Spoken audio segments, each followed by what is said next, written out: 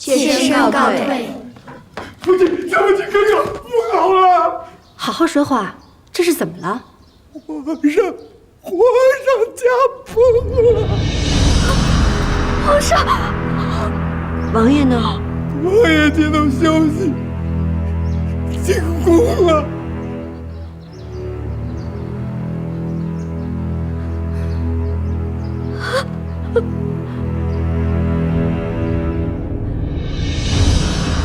跪！一叩首。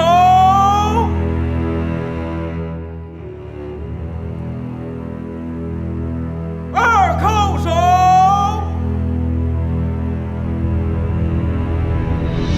三叩首。起！跪！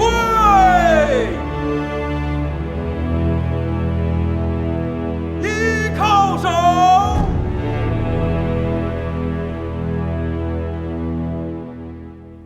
二叩首。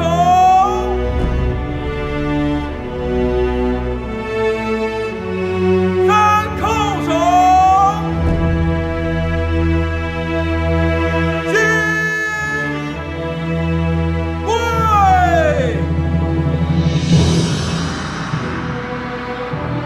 一叩首。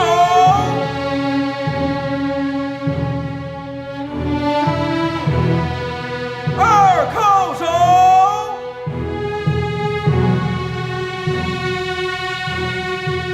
三叩首。取哀。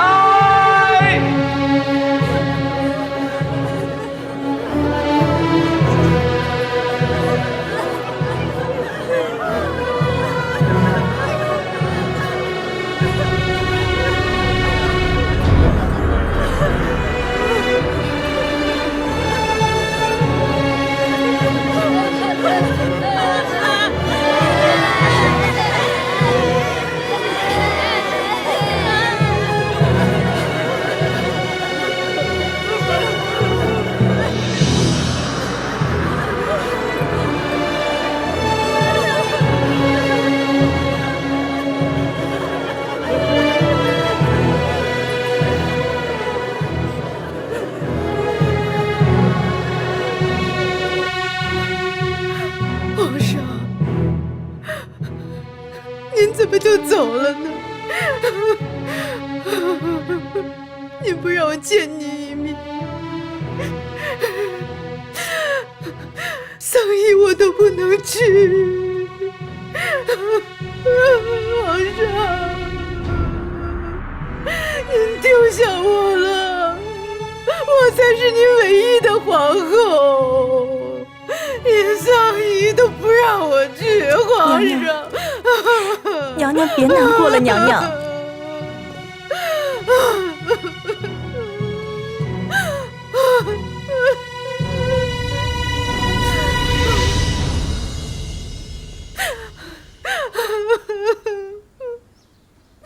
娘娘，先帝驾崩，奴婢倒认为您从这儿出去的唯一机会来了。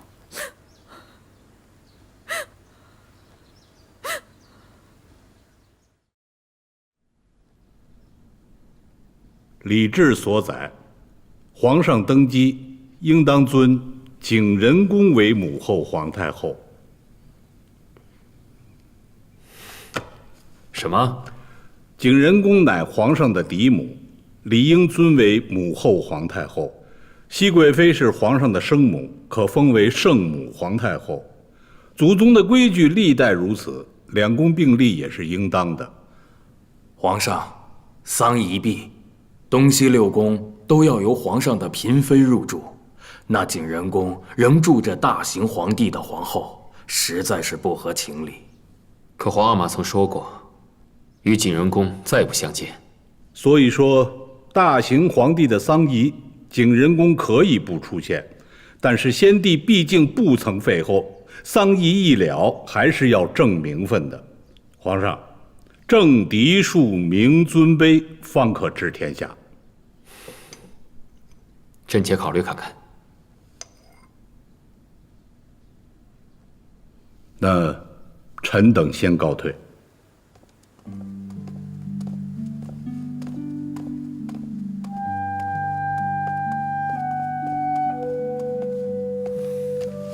臣妾给皇上请安。你来了。这2日在丧仪上，看皇上唇干气燥，眼睛里也是红红的，所以臣妾给皇上煮了1碗杏仁露，润润肺。过来吧。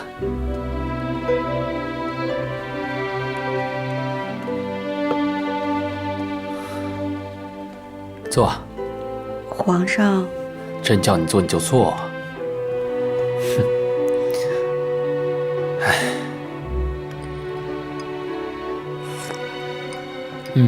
好喝。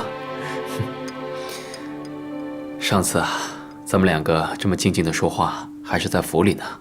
如今啊，却时过境迁了。是啊，那时候怎会知道大清皇帝骤然崩逝？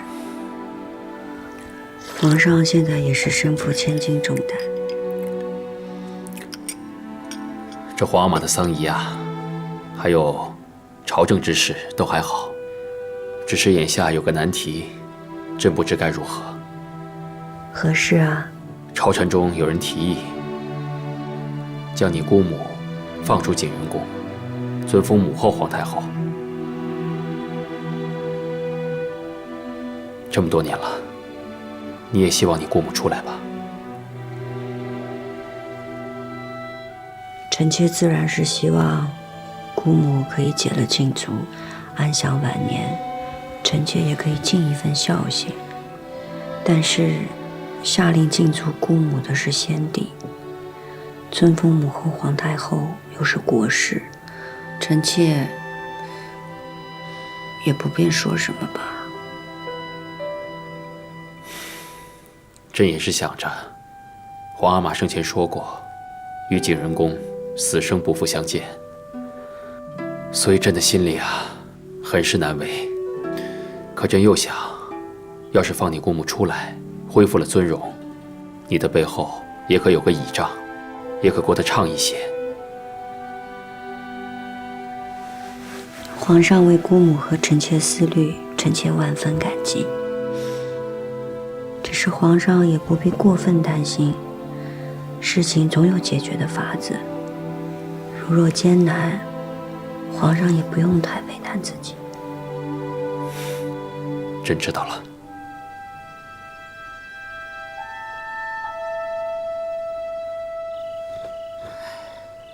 真有这样的消息传出来？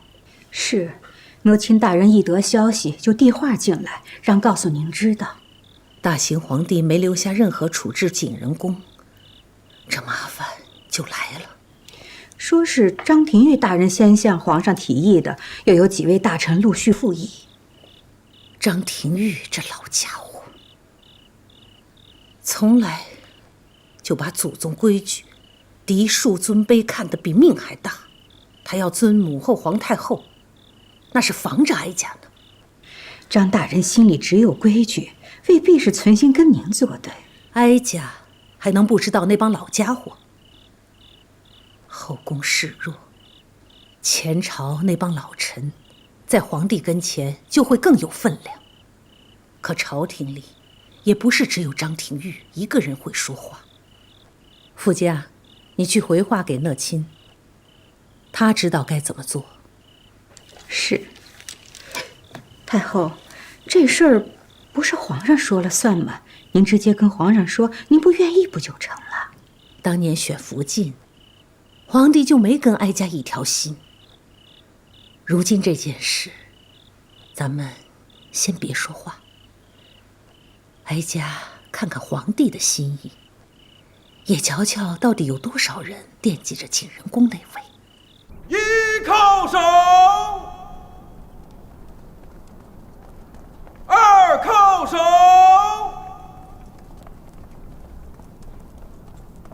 三叩首，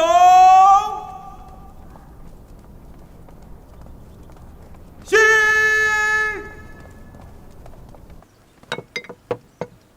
皇额娘，今日的膳食是儿臣等各自进献的，请皇额娘尝尝。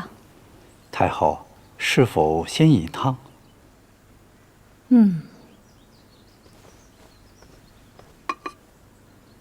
太后，这是清主儿进献的火腿鸡汤。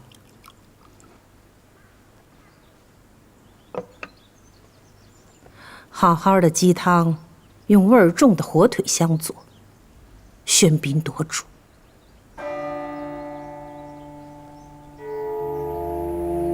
臣妾只是想用鲜味儿令太后开胃，没想到访了太后用膳，是臣妾的过失。两样东西炖一块儿，分了高低主次才好。想要并重，反而坏了味道。臣妾知错。看来这两样东西不能并重。太后，臣妾下回给您炖清鸡汤喝。叫人把这些东西都撤了吧，哀家没有胃口。皇额娘，您近日为心底哀痛，身子本来就不适了，若饮食再清简，那就更撑不住了。您好歹还是进一些吧。太后好不容易进些晚膳，却被青音姐姐败了胃口。今日下午还有好几个时辰的哀仪，青音姐姐是想让太后饿着身子熬在那儿吗？臣妾有失，甘愿受罚，还愿太后顾及凤体，多进一些吧。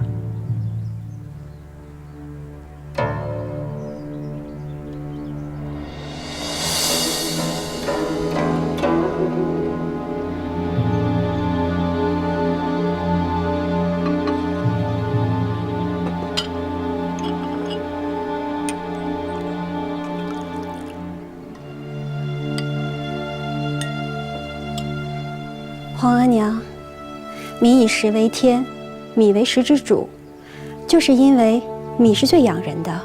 先帝在世时最爱喝米粥，你也尝一尝吧。罢了。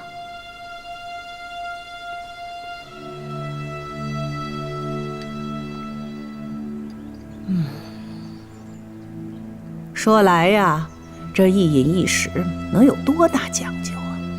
无非是审时度势，不要自作聪明罢了。儿臣明白。起来吧。臣妾谢太后。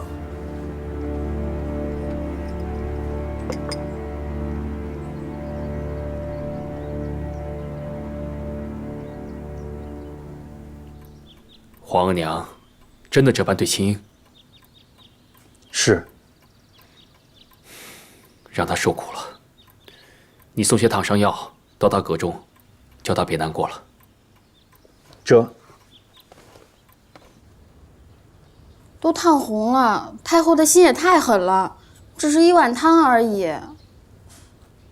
你今儿是怎么伺候主的？是我伺候太后不小心弄伤了自己，不能怪索性。那也是索性没护好主。你去外头思过去。是。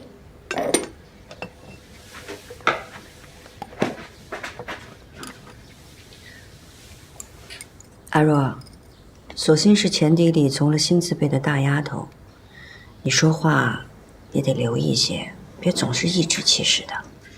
奴婢不过是觉着，索性不是咱们府里陪嫁来的，没有那么亲近。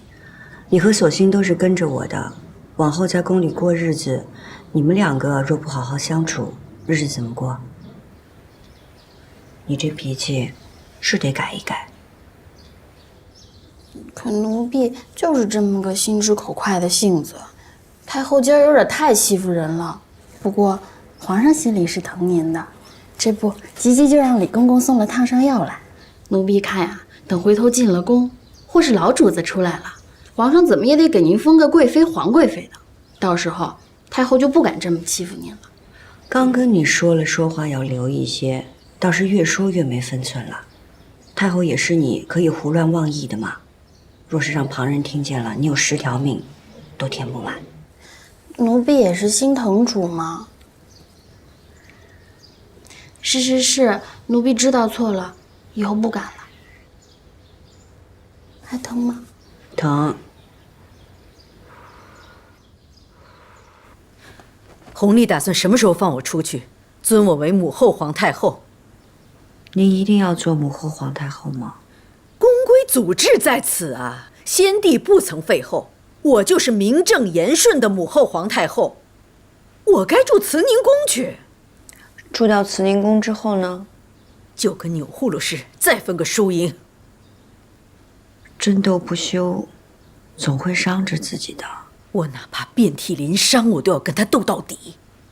青莹，你要跟姑母一条心，你要让弘历早点放我出去。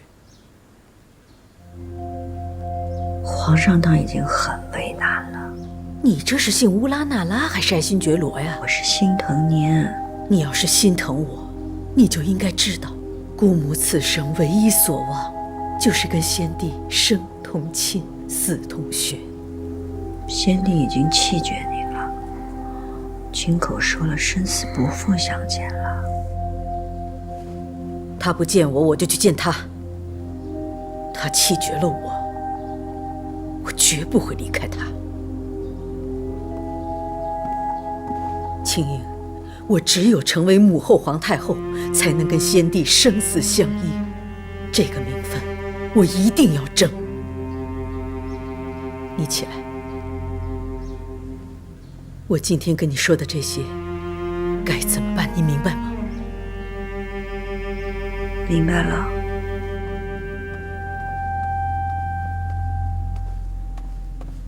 皇上，金主儿来了。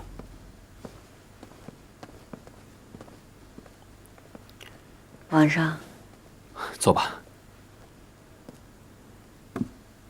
这么晚怎么来了？臣妾知道皇上一定还在为姑母的事烦忧。朕也希望这件事情尽快有个决断。只是礼法和孝义，终究难以两全啊。皇上，臣妾想求您一件事儿。你说。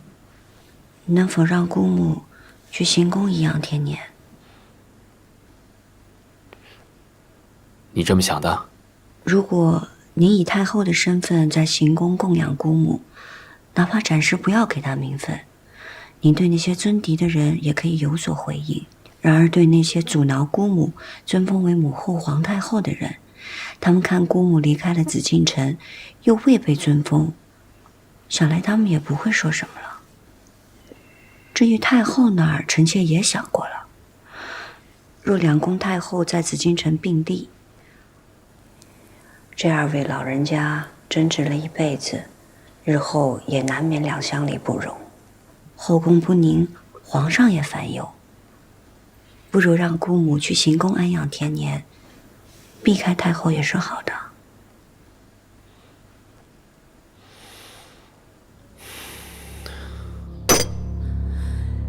你说皇帝已经暗中安排人去行宫排布事宜了？是，清福晋才离开养心殿，皇上就派人去了行宫收拾殿阁，亦应按太后安养布置。荒谬！难道皇帝真要乌拉那拉氏为母后皇太后吗？就算换了地方，离开紫禁城不与您同尊，可母后皇太后就压了您一头啊！这种主意，定是青樱那丫头弄鬼出来的吧？景仁宫与清福晋这般里应外合，皇上还年轻，难免不被清福晋这个宠妃说动啊。早知道，当年就不该留着青樱。明日丧仪之后，你让她来找哀家。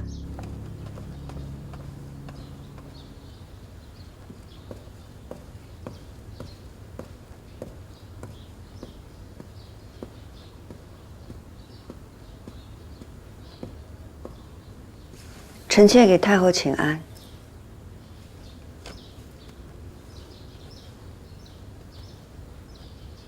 被福家唤来了永寿宫，你怕不怕呀？被太后召唤，臣妾怕的是侍奉不周，未能替皇上尽一份孝心。你的孝心，都进去了景仁宫吧？太后，请恕臣妾冒昧，景仁宫是臣妾的至亲，臣妾不能不去看望他。就是去看看。臣妾也求了皇上，让姑母去行宫颐养天年。痴心妄想！你是觉得，你如今可以仗着皇帝对你的那点情分，来压哀家了吗？太后，臣妾没有这个意思，臣妾只希望姑母能安安生生地活下去。安安生生？没有名分，你姑母会安安生生地走出景仁宫，去到行宫？乌拉那拉氏有你这个希望在，你觉得你姑母会安安生生吗？你要你姑母活，可以。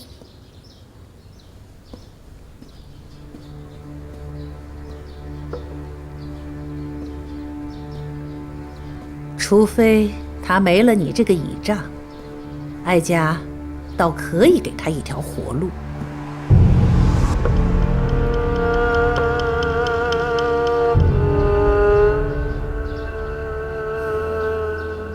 如今正是先帝丧仪，丧仪过后，你自寻了断。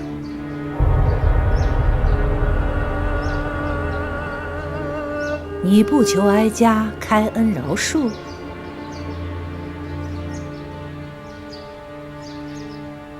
太后发落赐死，自然主意已定。臣妾知道求也无用。你要不死，也不是没有办法。哀家可以给你一条路选。乌拉那拉氏，有你姑母，便没有你；有你，便没有你姑母。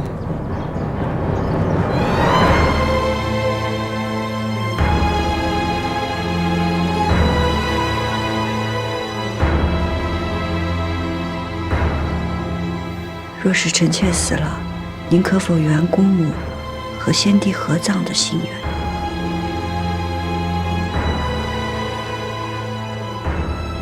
你倒真有孝心。只要他在行宫安分养老，哀家许他和先帝合葬，只是没有名分罢了。多谢太后。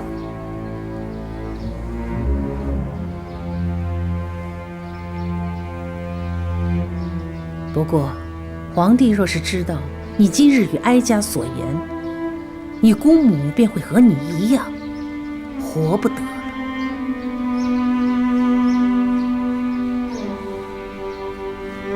臣妾明白，多谢太后。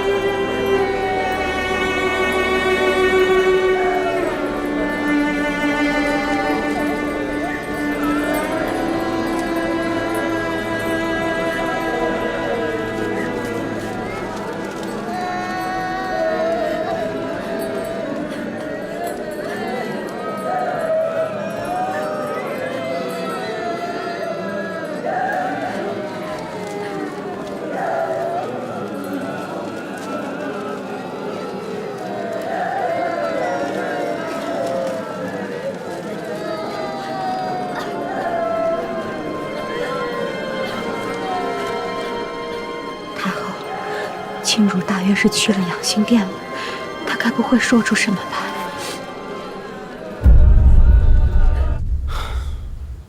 景仁宫的事情呢，朕已经安排的差不多了。只是没想到风声传了出去，朕呢，还得要顾及皇娘的心意。为了安抚皇娘，也为了你姑母，来日能好好颐养天年。按太后奉养她的事，朕还得慢慢安排。皇上的难处，臣妾都明白。臣妾是替姑母难过。你放心，朕会将景仁宫移至圣经旧宫，好好安养。在这件事情上，他只是缺了一个名分罢了。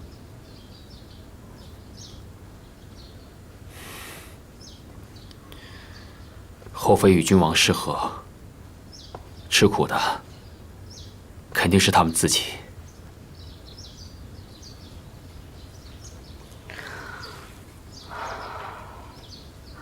还请皇上顾怜姑母，不要让她在圣经旧宫吃苦。瞧你这话说的，你放心，朕呢，每一次去圣经，都会带你去探望她，平时也会派人多多伺候她。臣妾多谢皇上。你要谢啊，就别嘴上说说。朕惦着你的暗香汤呢，什么时候给朕再做一碗？梅花都没开呢，怎么做暗香汤？朕知道你喜欢梅花，秋天过了就是冬天，会开很多梅花，到时候多做几碗给朕喝。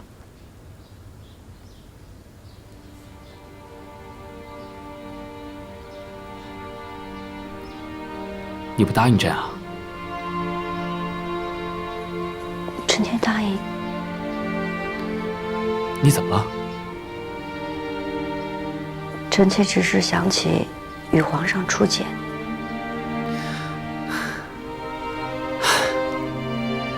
当日咱们一起听了一出墙头马上。墙头马上遥相顾，一见知君即断肠。朕记得，景，你和朕是年少情谊，虽然没有成为嫡父亲，但你和朕的情谊是谁也比不了的，知道吗？臣妾明白。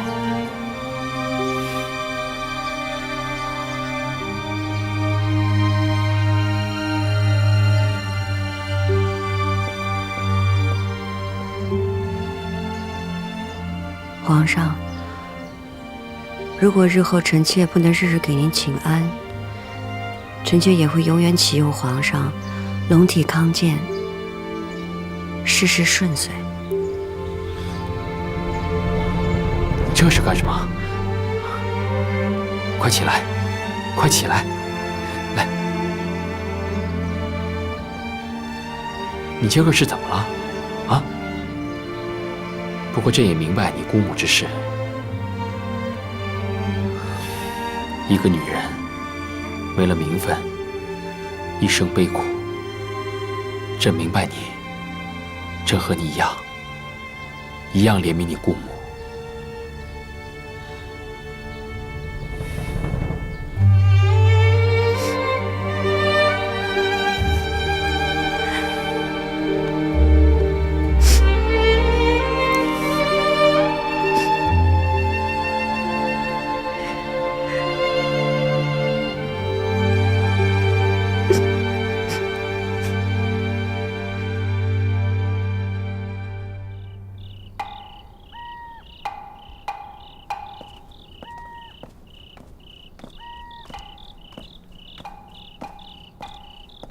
主，老主子真的没指望了吗？那我们会不会受牵连呀？主不该去的，万一这要是被太后娘娘知道了，可就麻烦了。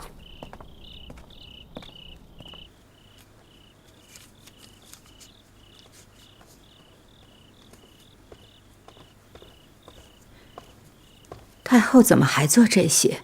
先帝的丧仪将毕，不用再烧纸锭了。先帝灵前那些，都是哀家亲手做的。如今这手闲不住，你说这是烧给景仁公好呢，还是给他侄女呢？亲主是晚辈，哪里配得上您亲手做的东西？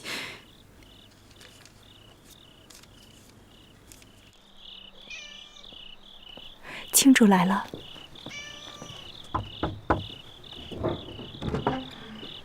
您快着点儿。主，你在这儿候着。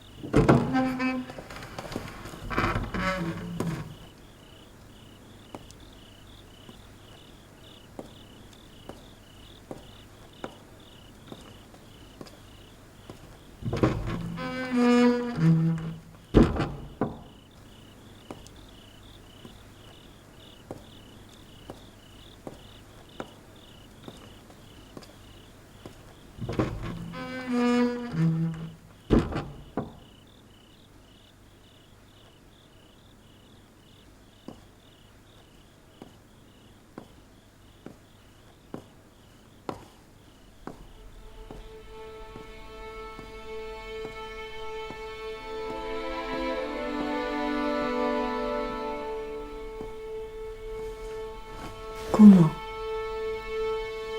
起来吧，我正要传你呢。我是来告诉姑母，皇上安排了您去行宫颐养天年。怎么颐养天年？不入史册，不赴太庙，来日以无名无分的先帝嫔妃身份下葬，再也不能和先帝同穴而眠。不是这样的。姑母只要安心的在行宫待着，死后会安享爱肉，和先帝葬在一起。这个安排，你是有什么代价换来的呀？皇上疼惜我呀，才有这样的安排。没有你有护律师的授意，皇上会答应你吗？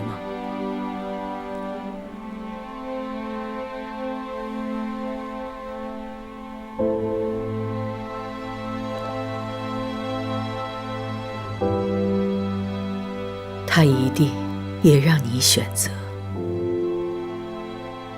我们姑侄俩，谁能活下来？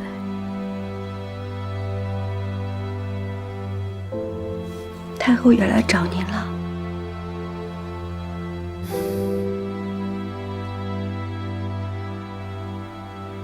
青莹，你过来。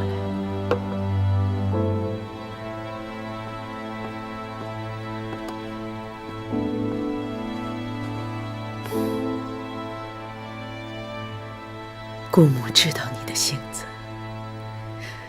你必然会护着我，你会舍去自己的性命，保住我的名分。可是你葫芦氏从来就是要我死，你死了有什么用？再说你死了，你心爱的弘历会放过我吗？啊，会让我翻身吗？就算他顾及到我是你的姑母，可我是堂堂大清的皇后，我怎么能够在钮祜禄氏的鼻息下没名没分、苟延残喘？姑母必须得死，她才会让你活下去，你才能够延续乌拉那拉氏的荣耀。姑母，你已经有了皇上的眷顾，你是乌拉那拉氏唯一的指望，你要得宠，你要做皇后。可是姑母，我从未妄求皇后之位，我只想跟皇上恩爱长久。你心里有弘历，对吧？难道不想跟他生同寝，死同穴吗？你只有成了他的皇后，才能跟他生死不离呀。可是富察氏是一个好福晋，她将来也会是一个好皇后。庸庸碌碌，没有心气，乌拉那拉氏怎么就出了你这样一个女子？姑母，姑母，你怎么了？福生，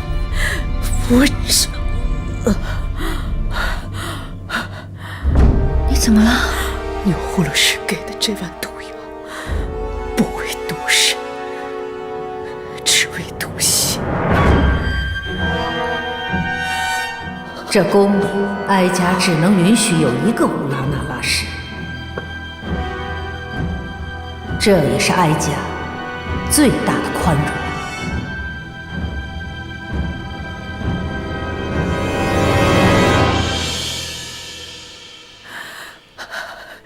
青云啊，你要看着我死，证明我不是卑鄙自裁，而是有份报比，怪不得任何人。可是姑母，你分明是被太后逼死的。眼下你我都已无力反驳，你要活下去，你连恨都不要有。你不仅要让有护了氏不杀你，还要让他成为你的助理。你要当皇后，才是为我报仇，更是对我的报答啊！你比我幸运，你已经有皇上的宠爱，千万不要像姑母这样成为一个弃妇。青云，乌拉那拉氏已经有一个弃妇了，再不能出第二个弃妇了。姑母，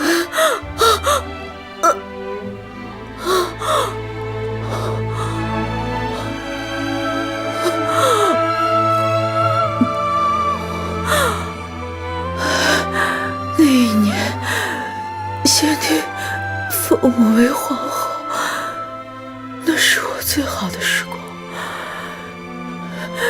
身应殊荣，我爱的人也没有离开我。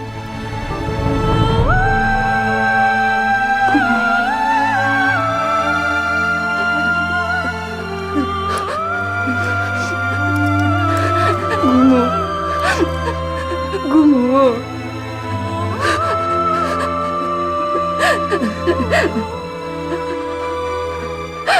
姑母，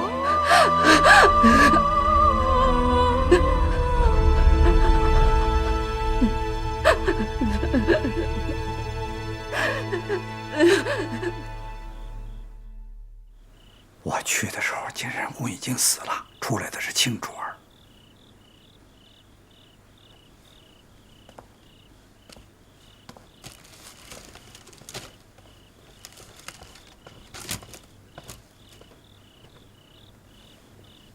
太后，出来的是青主。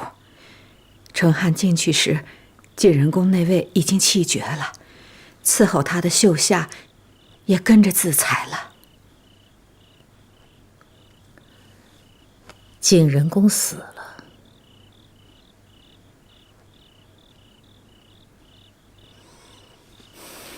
那青英暂时让他活着吧。那晋仁公那位是不是密不发丧？哀家明日去见皇帝，与他商议。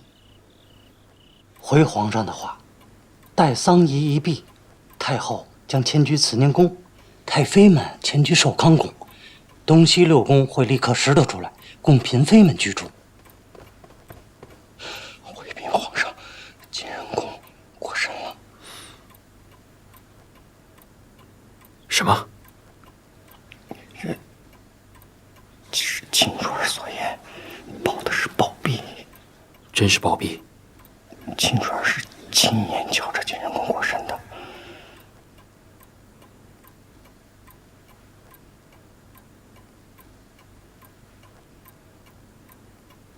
是服毒。毒从何来？之前太后去过晋仁公。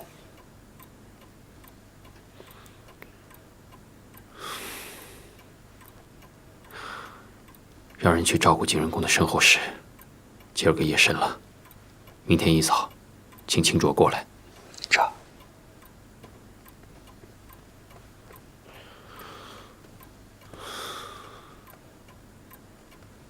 景仁公过身了，他怎么死的？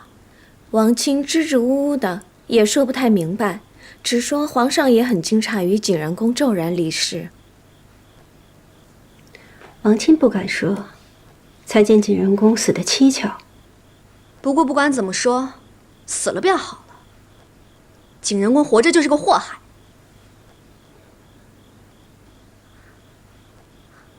啊，天色也不早了，姐姐这些日子也乏了，妾身就先行告退了。莲心，送侧福晋。是。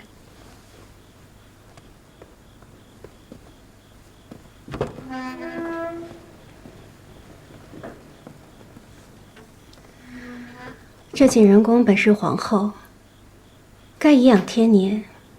若不是言行得救，失欢于先帝，也不至于落得如此下场。看来皇后之位不易做呀。您与景仁宫怎么一样？您出身大族，又有皇子。景仁宫何尝不是出身大族，又有皇子？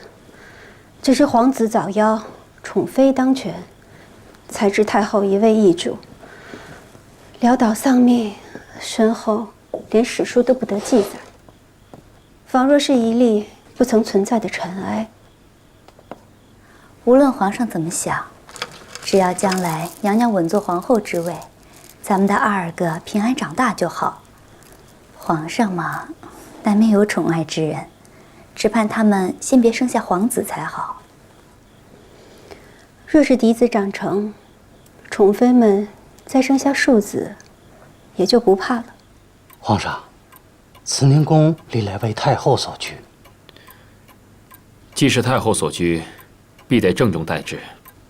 传朕旨意，精修慈宁宫，以供太后颐养天年。既有精修慈宁宫一时就住不得人，那太后可以暂住寿康宫。让太后和太妃们同住，这也太窄巴了点儿。这，皇上小心为太后，奴才立刻举办。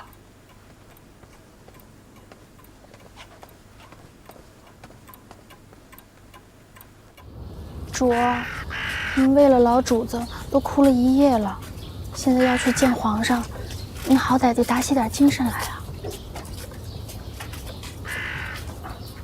景仁宫过身了，皇帝知道了吧？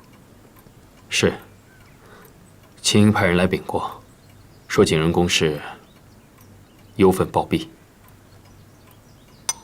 忧愤暴毙？如何暴毙？不是自裁？卿是景仁宫的侄女，所言应该不虚。那无论如何，景仁宫身份尴尬，他的丧仪，皇帝打算如何处置啊？虽无尊封，但先帝到底是未曾废后，景仁宫又因为皇阿玛驾崩而伤心暴毙，儿子打算以皇后之礼将其安葬。既无尊封，就不能以皇后之礼下葬，也不能与先帝同葬，才是先帝所言的死生不复相见。皇上，郑廷玉求见。让他进来。这。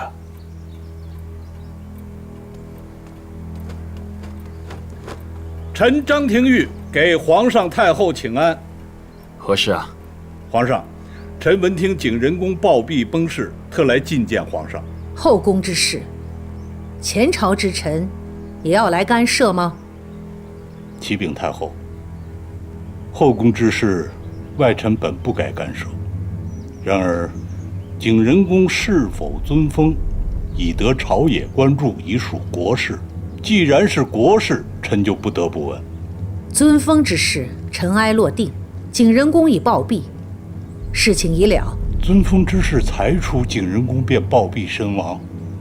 皇上，其中曲折实在是令人遐思，臣请皇上一定要细查此事。历来帝王驾崩，后宫总有人伤心离世。景仁宫过世，有什么可遐思的？但是这次过身的毕竟是大清曾经的皇后，哪怕先帝与景仁宫多年不睦，哪怕先帝曾言此生不复相见，就算是没了尊位，景仁宫也不该不明不白的暴毙呀！怎么叫不明不白？张大人此言难道是对哀家有疑？总还有张大人愿意为老主子说话。张大人最重朕懂。王者又是素来与太后不睦之人，彻查此事。臣妾乌拉那拉氏求见皇上。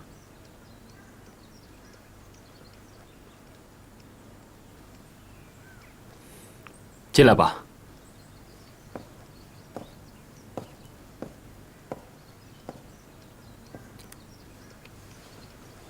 臣妾给太后、皇上请安。起来吧。给娘娘请安。娘娘，臣张廷玉正与皇上谈景仁宫暴毙之事，娘娘是景仁宫的至亲，务必为他讨个公道。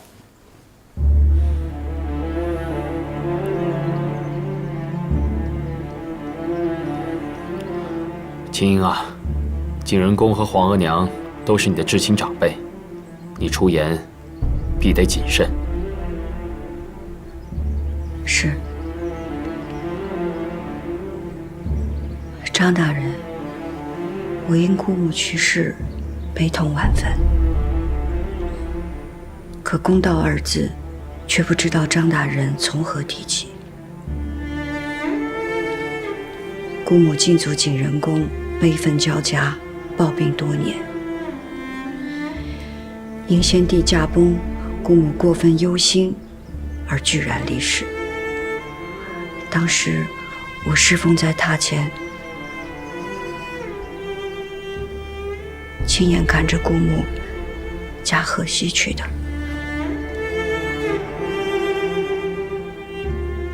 当真？当真。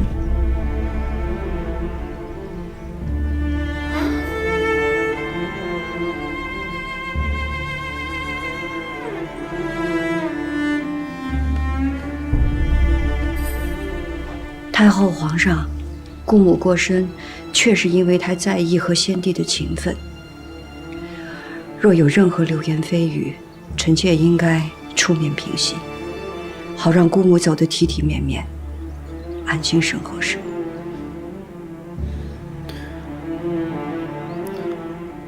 皇娘，那景仁宫的丧仪，还是得办得体面些。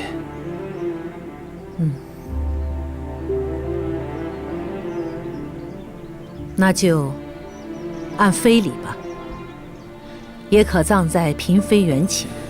下葬时候便不要写什么名分了，免得惹眼。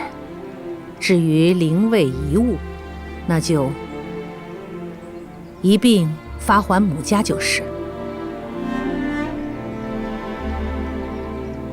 张廷玉，臣在。你可有异议？景仁宫身后之事，当以皇上、太后的决断办，臣没有异议。臣告退。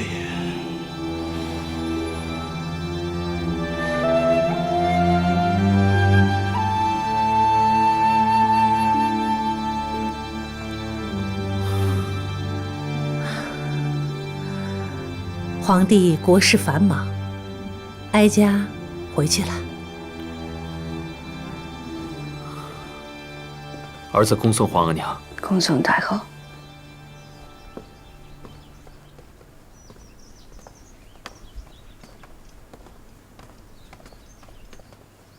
王琦，你也下去。这。青英，此刻只有你与朕，你告诉朕，景仁宫是怎么过身的？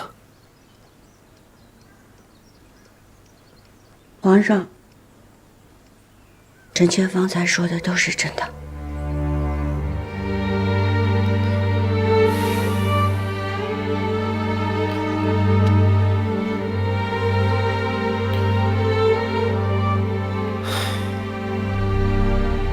这事了了，也就罢了。要是景仁宫活着，总是会牵连到你。如今景仁宫过身了，皇额娘再有怨气，也只能到此为止了。只是这事情虽了了，这些日子你也别到处走动，免得惹人注目。臣妾明白。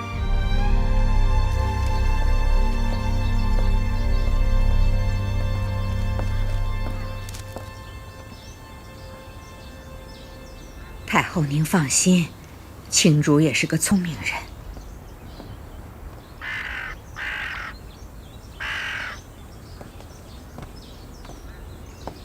给太后请安。你去吧。这么快就出来了，看来你嘴巴挺严啊，没有背着哀家私下向皇帝告状。臣妾已经当着张大人的面把事情都说明白了。陪哀家走走吧。你姑母到底是怎么死的？说给哀家听听。姑母想要得到母后皇太后的尊位，无非是为了母族的荣耀。姑母最在意的就是和先帝生同亲，死同血。可先帝对姑母说出了此生不复相见，姑母便心如死灰。她得不到先帝的心，赢了太后又如何呢？所以她选择保全了你。看来她还是疼你的。姑母是疼臣妾，可是在这个宫里边，能保臣妾的只有太后。太后并不想要臣妾死，太后想要姑母死，而且死在臣妾的面前。若是有人对姑母的死有猜测，由臣妾这个亲侄女的嘴里为您分说，便没有人敢污了太后的清誉。你很聪明。不是臣妾聪明，是一切都在太后的掌握之中。你姑母也是聪明人，从头到尾算计得清楚，能争的时候拼命争，不能争的时候断然做出选择，以保最大的利益。如此，你得以活了。是。姑母暴毙，但流言未必会消去。臣妾得活着，才能时时为太后坐镇。很好，很好。这么聪明的人，是得好好活着。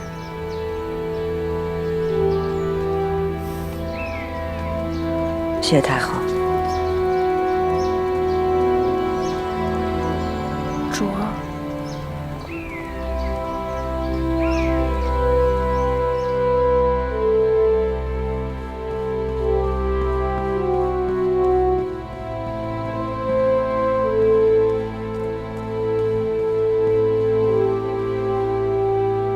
皇上早点安置吧，明儿个可是登基大典呢。知道了。龙袍预备下了，您要不要再试试？既是量体裁衣，不必了。这寿康宫都收拾好了吗？秦理来回话了，说都妥当了。寿康宫虽是太妃的居所，但皇额娘所住的殿寝，务必体体面面的。那是自然的。退下吧。这。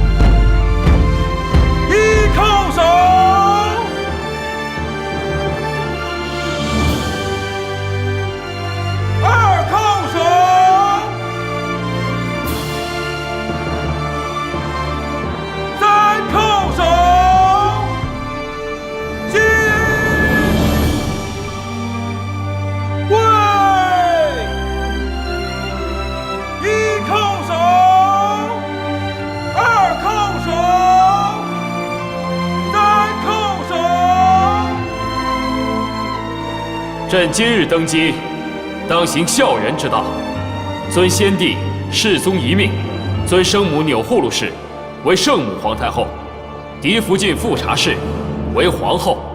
册立之事，应有礼部正主相待。皇上仁孝厚德，无责大民，万岁万岁万万岁！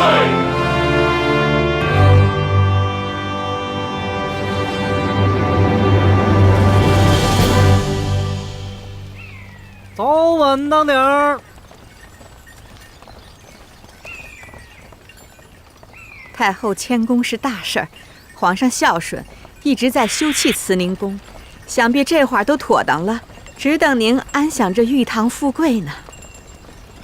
景仁宫的丧仪办得如何了？办了，这白事儿怎么能跟登基大典的喜事儿冲撞呢？所以悄悄地办了。走稳当点儿。走稳着点儿。停，落轿。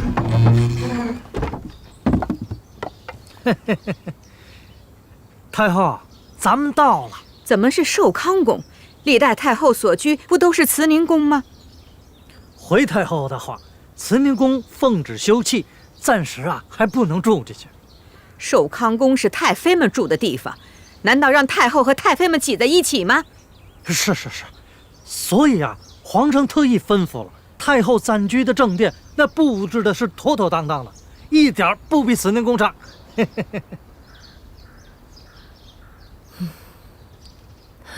皇帝一片孝心。既然慈宁宫在修葺，那哀家等一等，先进去吧。太后您慢着点。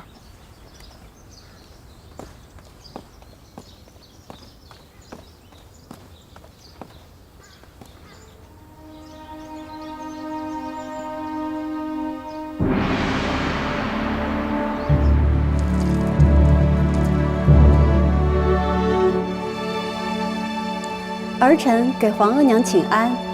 臣妾给太后请安。起来吧。谢太后。都坐吧。从前自己是个嫔妃，赶着去向太后和太妃们请安，如今一转眼自己都成了太后了。瞧你们年轻一辈的，娇嫩的像花朵。太后自己才是那朵开得最娇艳的牡丹花，不像我们年轻沉不住气，都是经不得细看的蒲柳。小嘴巴巴的，会说话。谢太后夸赞，臣妾愚笨，请太后教诲。今日是皇帝登基之后，你们头一回来请安，哀家也有几句话要嘱咐。皇帝年轻，宫里嫔妃也就你们几个，往后不管是人多还是人少，哀家眼里见不得脏东西，你们自己都好自为之。多谢太后教诲，臣妾谨记于心。皇后，哀家和几位太妃们都已经移居到寿康宫了，东西六宫很快就收拾出来了，给你们安居。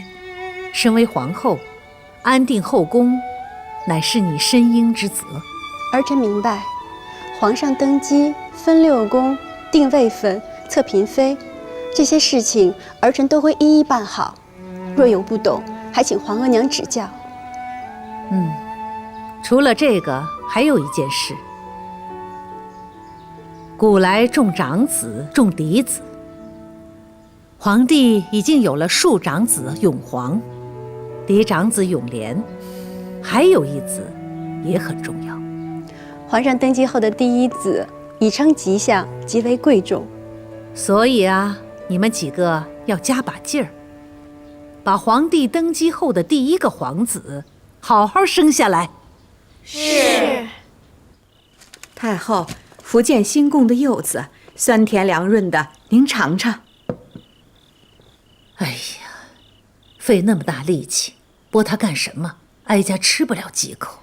能入您的嘴，哪怕是一口，也是这幼子的福分。真正有福之人，也不会住在这寿康宫。皇上也是孝心，想把慈宁宫修得舒舒服服的，再让您挪过去。皇帝明里说是孝顺，可暗里一声招呼都不打，就把哀家送来了寿康宫。心思颇难揣测。也是，住在这儿名不正言不顺的，也不是太后的正经居所。要是哀家想早日搬进慈宁宫以正名分，还得借把东风，也看看那个人到底有没有用。皇娘住进寿康宫，没什么不满吧？都挺好的。寿康宫虽然小了一些，但布置也倒雅致。不过慈宁宫若是修好了，皇额娘还是早日搬进去的为好。朕知道你孝顺。对了，皇额娘没有为难青英吧？没有，皇额娘怎么会为难一个晚辈呢？那便好啊。坐吧，兰花。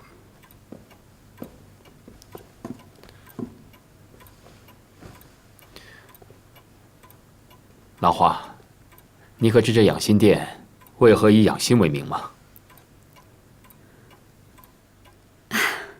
臣妾不知。皇阿玛在的时候，常常说起孟子的一句话：“养心莫善于寡欲”，所以起名为养心殿。这人的欲望啊，一旦多了，是非也就跟着多。皇上身居高位，天下都是您的，自然寡欲养心。但底下的嫔妃、大臣、奴才们都靠着皇上呢，什么都仰仗着您，怎么能寡欲？所以啊，朕希望你能够管束后宫，让那些无端升起的是非都能消退。如此一来，朕的后宫才可清清静静。臣妾明白，只是臣妾无能，只怕做不好。怎么会呢？你贤惠大度，只要用心做，怎么会做不好？再说了，若是有什么不懂的地方，也可多多请教皇额娘。皇上对臣妾的期许，臣妾都记在心里，绝不敢忘。好。皇上，你也累了一天了，早些安置吧。皇后也早些歇息。臣妾告退。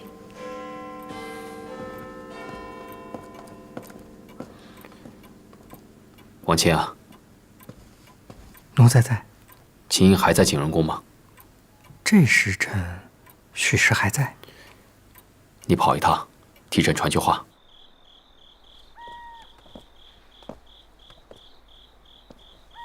给秦主儿请安。这是皇上让您送来的。是。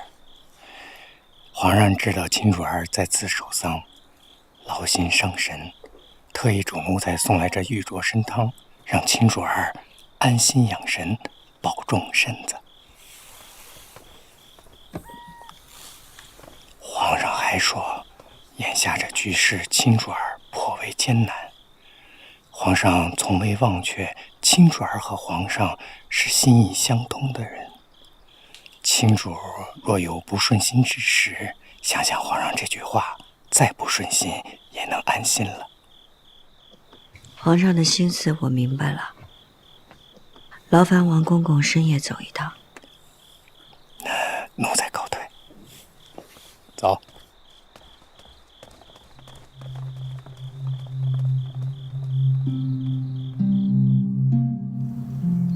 皇额娘，嫔妃位分，您2次都发还回来了，是不是儿臣拟的不妥当？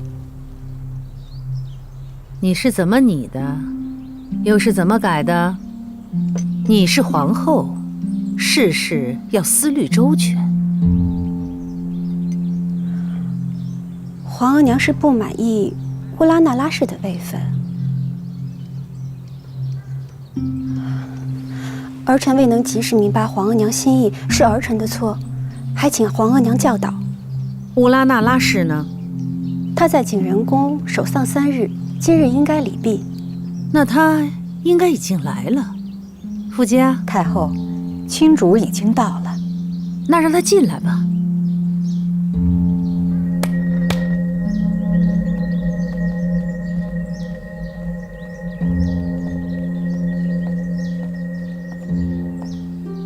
皇后坐吧。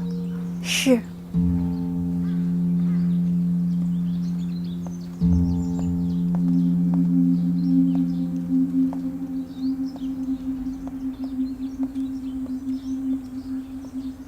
臣妾给太后、皇后娘娘请安。景仁宫丧事已了，姑母今日午后已送去妃陵。景仁宫是你的至亲，按理你要为他守孝3年才是。这样吧，你不必去你姑母陵前，就在前邸待着。吾旨不得出阁院，好好的为你姑母守孝3年。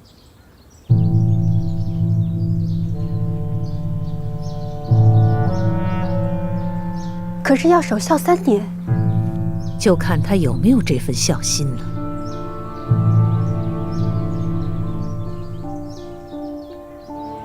太后能让臣妾在前邸守孝，已是大恩。臣妾谢恩。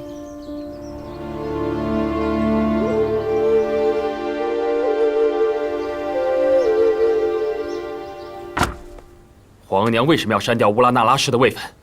青英的名分屡屡受挫，做贵人已是委屈她了。她是朕的侧福晋，封妃理所应当啊。青英妹妹受了景仁宫的牵连，臣妾本想着给个嫔位，等日后逢年节再进封也不迟。可谁知道还是被皇额娘退还回来，臣妾无奈只好改为贵人。可皇额娘还是不满意。皇娘划掉她的名字，难不成是不要给她任何位分吗？皇上，皇额娘封青英妹妹住在前邸，让她为景仁宫守孝3年，闭门不出。什么？皇额娘久掌后宫之事，当着臣妾的面便发落了青英妹妹，臣妾却不敢驳回。皇娘独断专权，连朕都不事先告知，你又怎敢驳回？请皇上息怒。皇上，皇额娘以孝亲为由发落了青英妹妹，这也挑不出错来。不如等过些时日，臣妾和皇上一同去求皇额娘开恩。朕知道了。青英妹妹虽被禁足，但其他人等名位已定，只差分居东西6宫了。皇后酌情安排就是。是。哎，小心点啊！往哪边转？朝那边吧。轻点放。来，搬过来，搬过来。好好，来。哎，这个盒子得放在这儿。小心点儿。哎呦，小心着点你们，别磕了碰了。知道了，知道了。慢点，慢点啊！哎，这个放歪了。哎，我那个保卫盒子给我放好了啊，千万别摔了。帮我一下啊！来了。哎呀，咱们这一走，崇华宫就要落锁了。抬高点儿。你说这青英姐姐还出得去吗？放上去，放上去。太后说让她守孝3年，怕是一辈子都不会放她出来了。谁知道呢？拿过来，拿过来。哎，小心着点儿，别弄脏了。那边轻点儿，那可是皇上赏的。都收拾妥当了。来来来，主儿，你听见了吗？他们咒咱们在这一辈子出不去呢。其他的主位分陆续都定了，搬走了，咱们真要在这住了3年才出去，这宫里还能有咱们立足的份儿吗？若姐姐别说了，主听了岂不更伤心？就你知道，我不也是为主担心吗？